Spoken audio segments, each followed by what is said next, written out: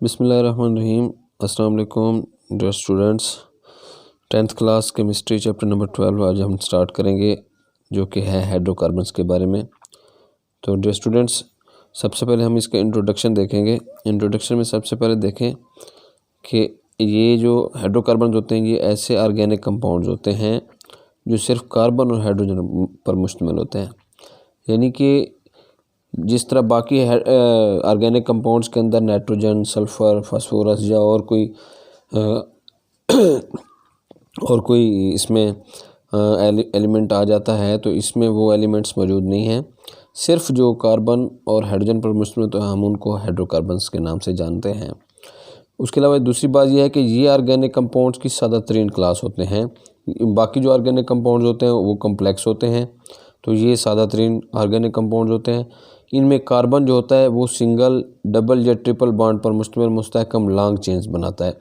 तो कार्बन की क्योंकि ये सलाहियत है, उसकी ये प्रॉपर्टी है कि वो कैटिनेशन शो करता है, चेन बनाता है, जिसको हम जंजीर साजी कहते हैं। तो ये कार्बन एक के साथ दूसरा जुड़ते जाते हैं और इस तरह आपको मैं अगर दिखाऊं तो ये आपने देखा भी होगा कि कार्बन इस तरह कार्बन आपस में जुड़ते जाते हैं। चेन ब्रांच भी होती हैं, उसके अलावा ये सीधी भी होती हैं। तो ये इस तरह जुड़ते जाते हैं तो ये एक बना देते हैं, चेन बना देते हैं। उसके बाद बॉन्ड की जो नोयत की बिना पर कार्बन के कंपाउंड हैं उनकी 4 अक़साम होती हैं। अगर हम हाइड्रोकार्बन्स को देखें तो इनमें बॉन्ड के हिसाब से ये 4 अक़साम के होते हैं। जैसा कि अल्केन्स हैं जिनमें सिंगल बॉन्ड होता है। अगर मैं इसको आपको दिखाऊं तो ये एक लाइन, सीधी लाइन से शो करते हैं हम बॉन्ड को। इनके अंदर कार्बन के दरमियान सिंगल कोवलेंट बॉन्ड होगा। उसके बाद अल्कीन्स की बात करें तो इनमें डबल कोवलेंट बॉन्ड होता है।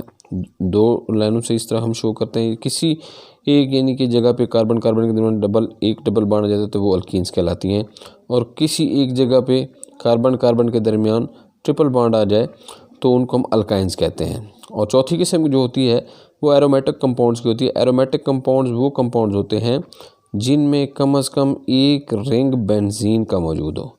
ये पहले भी आपको बताया जा चुका है कि एरोमेटिक कंपाउंड जो होते हैं उनमें एक रिंग जो होता है, बेंजीन रिंग मौजूद हो, तो उनको हम एरोमेटिक कंपाउंड्स कहते हैं। इसके अलावा हम देखें तो रिएक्शन की सलाहियत के अतबार से अगर हम देखते हैं या बॉन्ड के एतबार से अगर हम देखते हैं, रिएक्शन जब करने की जो सलाहियत होती है इसको मज़ीद 2 ग्रुप्स में हम तकसीम करते हैं ऑर्गेनिक कंपाउंड्स को। तो फर्स्ट ग्रुप होता है सैचुरेटेड ऑर्गेनिक कंपाउंड और दूसरा जो होता है सैचुरेटेड हाइड्रोकार्बन्स और दूसरा जो होता है वो अनसैचुरेटेड हाइड्रोकार्बन्स होता है।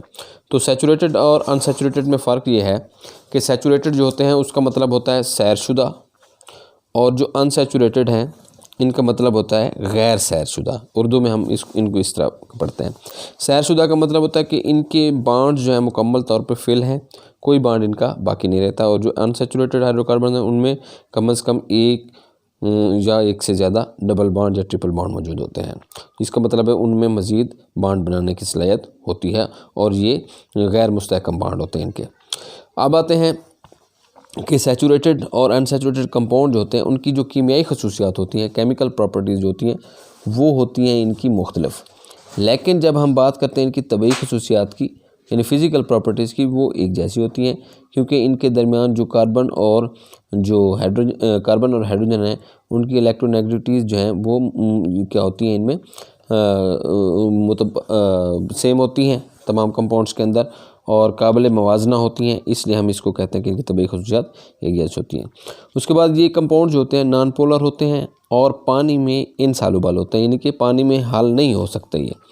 तो अगर हम देखें तो उसके अलावा अगर हम देखते हैं तो ये जो कंपाउंड्स होते हैं ये हल किस चीज़ में होते हैं, ये इनकी प्रॉपर्टीज़ हैं फिज़िकल के। नॉन पोलर सॉल्वेंट्स जो होते हैं उनमें ये तेज़ी से हल हो सकते हैं, जैसा कि ग्रीस हो गई या इस तरह की और चीज़ें हो गई या पेट्रोल वगैरह हो गया, तो इनमें ये हल हो सकते हैं। ज़्यादातर ये जो कंपाउंड होते हैं ये गैसी हालत में पाए जाते हैं, गैसेस की सूरत में पाए जाते हैं।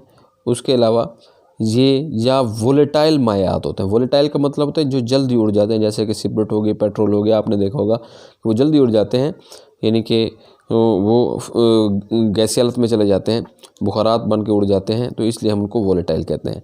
तो अगर इनमें के मास में मज़ीद मॉलिक्यूलर मास में इजाफा होता जाएगा तो इनकी वोलेटिलिटी कम होती जाएगी। जो इनके हाइड्रोकार्बन्स के अंदर जो इनके मॉलिक्यूलर मास है उनमें इजाफा होता जाएगा तो इनकी वोलेटिलिटी जो सलाहियत है वो भी कम होती है, यानी कि ये इनकी जो गैस बन जाना या इनके बुखारात में तब्दील हो जाना वो इनकी हालत जो है वो कम होती जाएगी। उसके अलावा अगर हम जैसा कि हम देखते हैं जो सबसे सादा तरीन हाइड्रोकार्बन है जैसा कि मीथेन है CH4, उसके बाद ये इसकी जो दूसरी है 2 कार्बन परमाणु इथेन और मीथेन जो है ये दोनों गैसेस हालत में पाए जाते हैं, गैसीय हालत में रूम टेम्परेचर के ऊपर। उसके बाद जो हेक्सेन होती है ये माय हालत में पाई जाती है, ये यहाँ पे H14 है, इसको हम हेक्सेन कहते हैं। तो ये जो है माय हालत में पाई जाती है और ये वोलेटाइल होती है। और इससे ज़्यादा जितने भी कार्बन पर मुश्तमिल ऑर्गेनिक कंपाउंड जो होंगे, हाइड्रोकार्बन होंगे, वो ठोस हालत में या सॉलिड हालत में पाए जाते हैं। इनकी मिसालें ये हैं कि जो मिसालें हैं फॉसिल फ्यूल्स, इनकी सबसे अहम मिसाल है फॉसिल फ्यूल। जो फॉसिल से हमें फ्यूल्स हासिल होते हैं जैसे कि पेट्रोलियम है, गैसोलीन, या इसको हम तारपीन का तेल है, या इसी तरह और भी मुख्तलिफ एनर्जी सोर्स, कोयला है, ये फॉसिल फ्यूल्स होते हैं। ये सबसे बड़ा एनर्जी का सोर्स होते हैं हमारे लिए। एक तो दूसरी बात यह है कि ये रॉ मटेरियल्स के तौर पर इस्तेमाल होते हैं, यानी कि ख़ाम माल के तौर पर ये इस्तेमाल होते हैं।